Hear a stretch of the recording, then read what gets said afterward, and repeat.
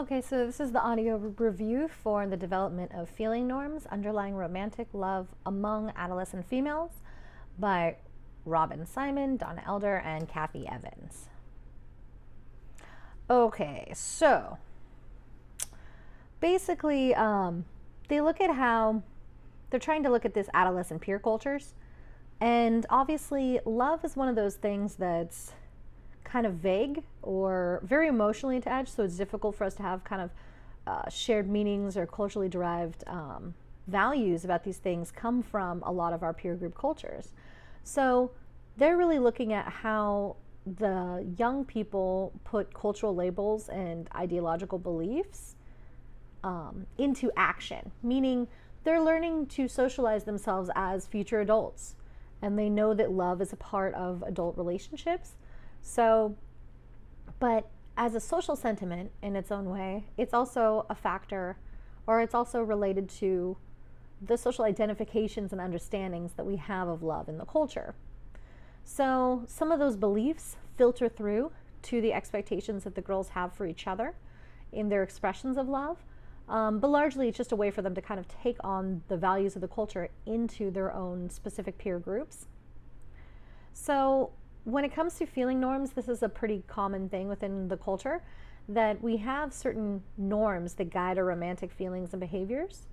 And so for young people, they're really starting to develop this understanding as they age. And so that was really the focus of their paper. They were looking at the effective socialization processes among peers in school. So within that school context, they wanted to know, how are these young people developing their understandings of relationships and love, right? So, by basically observing them when they were at school, that was how they kind of developed how, in the context of school, peer groups are socializing each other about these issues. So they look at how peer groups are an important source of emotional socialization because of the primacy, it should say primacy, but it says primary, of these groups to youth. So basically primacy, meaning that they're close to you, right? People that are your same age, you're going to care more about what they think than you care about what your parents think once you get to a certain age in your development, right? You start to learn from each other about what is expected peer group behavior. So young people learn the norms and beliefs of the broader culture, but what makes them actually really learn and internalize them is making them applicable and meaningful to their everyday lives and activities, right? It's not enough to know that adults have relationships, that they have love, that they have these kind of understandings or, norms around how you're supposed to feel about people or how you're supposed to have relationships.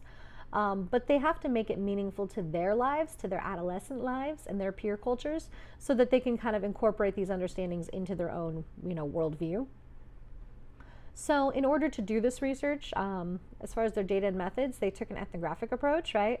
By interviewing a lot of youth and observing and often audio recording their personal conversations and interactions, so that they basically were using the interactions between these peer groups as their data to understand what they were seeing within the social context of the school environment. So they basically spent long periods of time with these groups and tried to understand the dynamics of each group and how different groups had differing ideas about these feeling norms.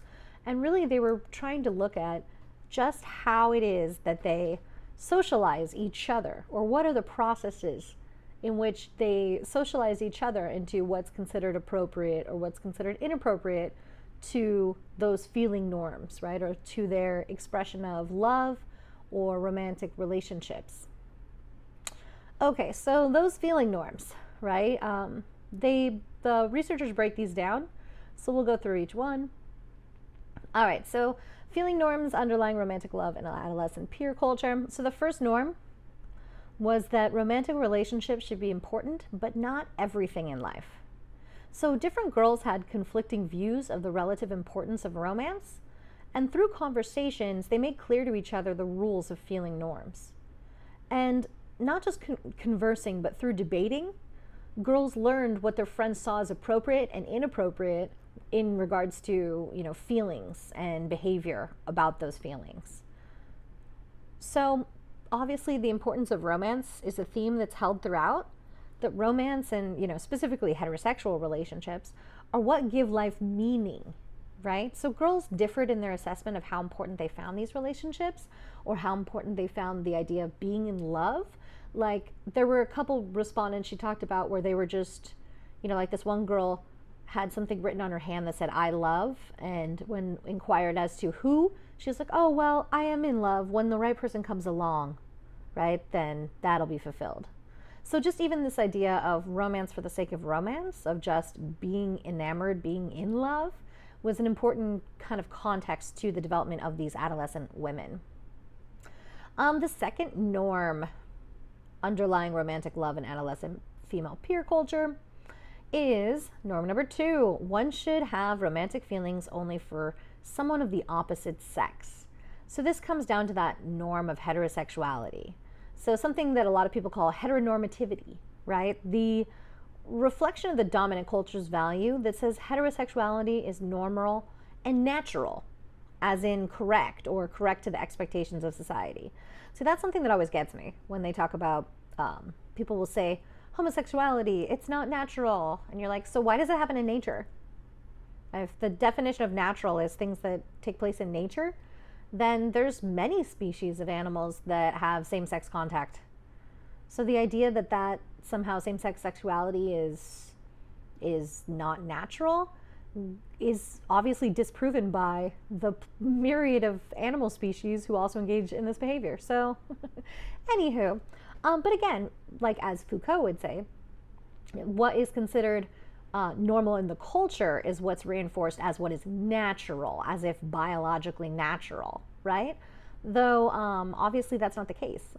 Obviously, even within all sorts of animal species. So anyway, sorry, I just have to clarify that. So again, the social construct of, being in love, it has to do with heterosexual love, right?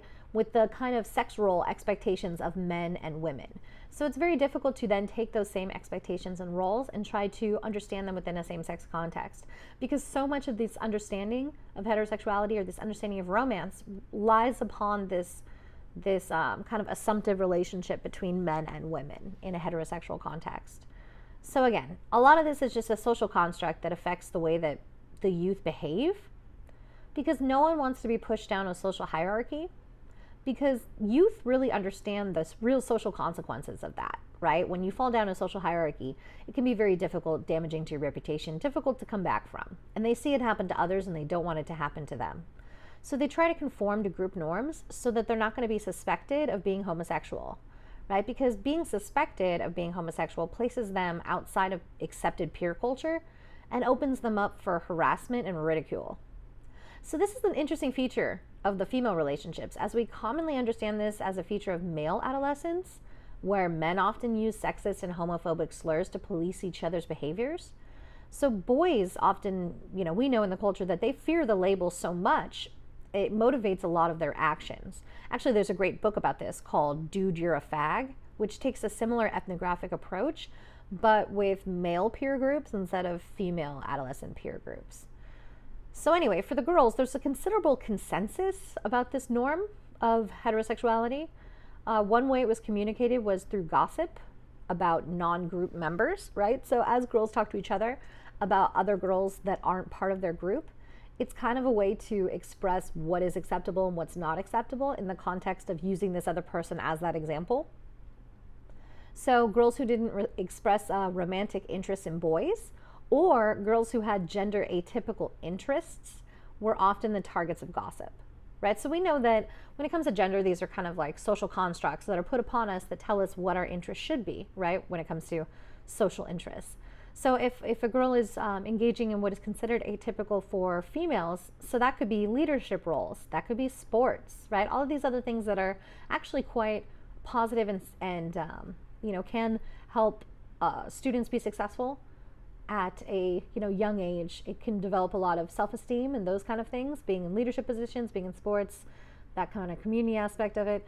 But since those things are associated with male culture, that can be a way to stigmatize women or to kind of push them away from those worlds that are supposedly inhabited only by men, by policing them out of those behaviors, by suggesting that the locker room is a place that's, controversial, or by basically targeting women with either labels or gossip about them or snickers and sneers that relate to these kind of expectations of, how they should be engaging in gender.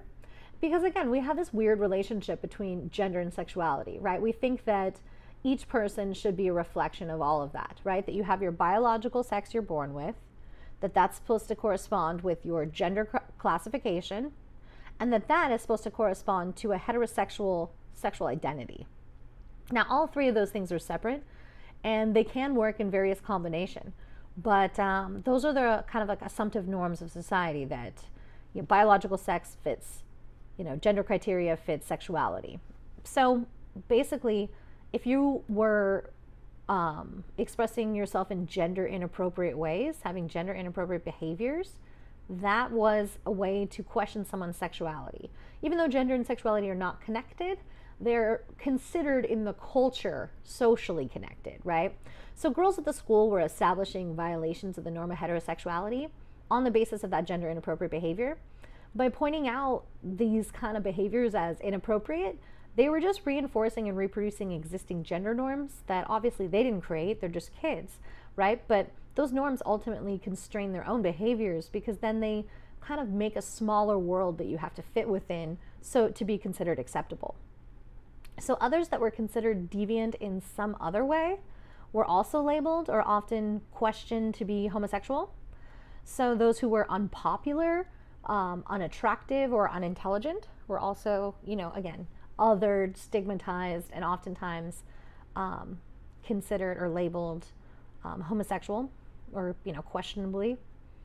And so norms of heterosexuality were also communicated by teasing group members. So within group pressure also happened, not just like gossiping outside. And they varied in how they viewed physical contact between adolescent girls. So some girls saw the contact between adolescent girls as very acceptable, while others saw contact as inappropriate. So they teased each other about their feelings and behaviors, and especially their best friend relationships were often teased as being romantic relationships. So really kind of just the same as in the male peer culture, the closer that two people are together, the more that people will argue or suspect that there's a sexual component to their relationship, right? So this was something that, really affected the way that girls would behave with each other, or how they would express themselves to each other. Because they feared being perceived as homosexual. So they became more self-conscious about their expressions of affection, right? Or about their relationships with their best friend, right? In those ways, because those things could be questioned or seen as something different than what they really are. All right, so some more feeling norms underlying romantic love in adolescent female peer culture. Norm number 3. One should not have romantic feelings for a boy who's already attached, right? So in another version of this is, if you do have feelings for him because you are a human person, keep them to yourself, right? So it's interesting the way the norm developed had everything to do with the kind of like age and place where these girls were. So in the early development of the norm, this started around 7th grade, and it was all about liking boys. So this whole norm of exclusivity didn't really matter because no one was actually dating anyone. You're just crushing on someone from a distance. So it was kind of normal at that point for, multiple girls or many girls to admit liking the same boy, right? Like I remember in my elementary school, kind of junior high-ish time period, right? At that point, I'd say like everyone but 2 of us all liked the same dude. Like there was definitely like a peer hierarchy of boys. And then it's true, the older you get, the more you start to differentiate, the more that becomes a competitive thing that exclusivity means more once you go past actually liking someone to actually trying to have any sort of attachment or relationship with them, right? So it was pretty interesting that as they aged and had relationships, that kind of went to this expectation that if a group member has openly said that they like someone or that they formed a relationship with a boy, you can no longer like them, right? Or you can't express any sort of romantic feelings for him. And sometimes this went even beyond relationships, to a point that if a group member had had romantic intentions with a boy, then he became off limits. Though some girls, of course, violated these expectations, right? So what's interesting, though, is the violations of the norm began to be perceived as a serious threat. So as it becomes more serious, the violators are labeled flirts, right? The girls saw the need for the norm to protect them from jealousy or from, kind of other people moving in on their territory. So even though the norm stands, some girls do violate it. So the feeling and expressing norms don't necessarily determine the adolescent girls' behavior specifically, but it does serve as a cultural resource as to what is expected for them that's incorporated into their actions. All right, so norm number 4, one should have romantic feelings for only one boy at a time. It's a challenging one. So some of the ways that people understood the need for this norm was pretty interesting, meaning some saw the need for it because of the concept of jealousy between the two boys. Some saw it because of just the larger social understanding of monogamy as being ideal. So again, going to jealousy, some saw the need for this norm coming from jealousy that could come from two boys fighting over the same girl. So girls understand that jealousy in boys can lead to physical conflicts. And to avoid that, girls obviously have to not date more than one boy at the same time, right? Or not show interest in more than one boy at the same time. Though some girls did have multiple boyfriends, and it was interesting because the boyfriends were separated geographically, they didn't know about each other, and so a girl could manage those potential conflicts, which actually gave her more status because she was able to do that. But typically on the whole, the norm is that you should only be dating one person at a time. But yeah, for those that thought jealousy was the issue, then working around that would be like a boy from your school, a boy from outside of school, right? Versus those that developed the norm of monogamy obviously reflected the girls' awareness of the societal norm of monogamy. I mean, it's kind of drilled into us like all the time. So this, of course, relates to marriage, right? Which is a dominant part of our understandings of love and relationships. And so as girls begin to take this norm more seriously, they need to become aware of their romantic feelings. So this is, the awareness of romantic feelings becomes much more important. They may even begin to change their emotions on certain occasions or, modify their romantic attractions to non-romantic feelings for people in order to avoid some of those norm violations, right? So to not piss off their friend starts dating a boy, so you go, you know what, I don't really like him anymore. It's cool, he's just a friend. And you change your behaviors in regards to him just because you want to be accepted in your peer group and you don't want to alienate or cause a, negative reaction from that friend. So awareness of romantic feeling was also important during times of transitions from one relationship, or in this case, from one boyfriend to another. Because in the school, we're talking about junior high here, right? Like these dating relationships lasted an average of under 2 weeks. So that means a lot of turnover. So it's important to know who the next boyfriend's going to be, right? So as much as you should only have romantic feelings for one boy at a time, clearly your eyes are open because if you got maybe, 13 more days of this relationship and you're going to jump ship, then you kind of want to know what the next ship you're going to jump on is going to be. So it's interesting that it's kind of like a double-sided thing there, that on one hand, you're supposed to only like one boy at a time, but at the other end of it, that these relationships end rather quickly and that it's bad to be alone and not in a relationship. That's part of that kind of feeling norm expectation of being with someone. So it makes sense that if that's kind of the expectation, then this norm that one should always be in love kind of comes from that, right? That, obviously these relationships are short. So to kind of protect the ego and move on in cases of reject or just being, kind of moving on from one relationship to the next. The real thing was just trying to focus on the next loving, accepting, or, just romantic relationship. And this norm was less widely held than some of the others. And so for some, it's the onset of the first romantic attraction that they have begins this kind of continuous state of being in love, right? So you might change who you're in love with, But for some people, it's like they had their first romantic feelings towards someone, let's say, like, I don't know, junior high. They expressed those romantic feelings. They held hands. They were, boyfriend and girlfriend for a week. And basically from then on, up until their adult lives, they are constantly in a relationship, right? That they have to be in love even if they change who they're in love with. So the importance of being in love becomes particularly evident when relationships with boys end. And again, the duration of the relationship relates to the salience of the norm, because if you're only in a relationship for a couple weeks, if you were in a relationship for a couple years, it probably wouldn't be as effective, right? But the idea of being in love or falling in love or, this kind of like romantic, it's more of, again, what a lot of adolescents deal with is not necessarily the way that adults understand it as love, right?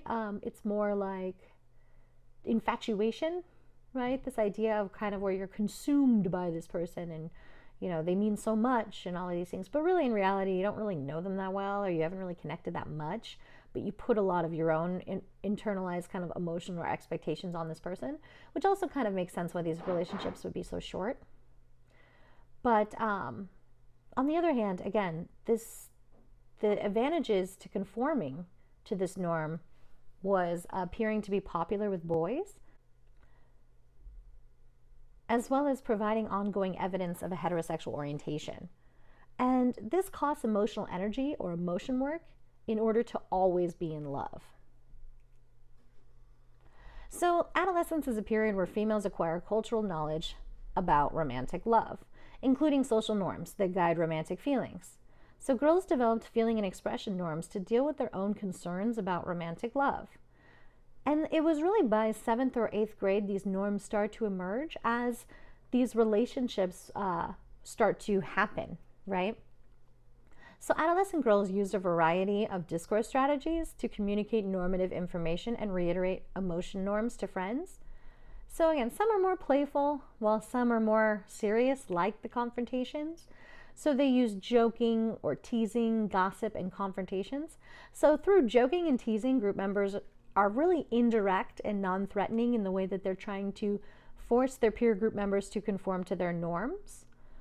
Gossip was also used, as well as confrontations, to clarify and reinforce feeling norms. So gossip provided normative info to other group members. Like, obviously, you're not telling the person that's the source of the gossip, but you're learning from those interactions what the expectations of your friends are, right? And confrontations were used when other methods were ineffective at changing norm violators. So they expressed what they viewed as appropriate and inappropriate in the feeling and expression norms. So romance is important to adolescent girls. 2 of the norms related to this, right? The importance of relationships and the importance of always being in love. So it's possible that women continue to feel that way, that they always have to be in a romantic relationship with a male in order to validate their attractiveness and worth to their self and to others.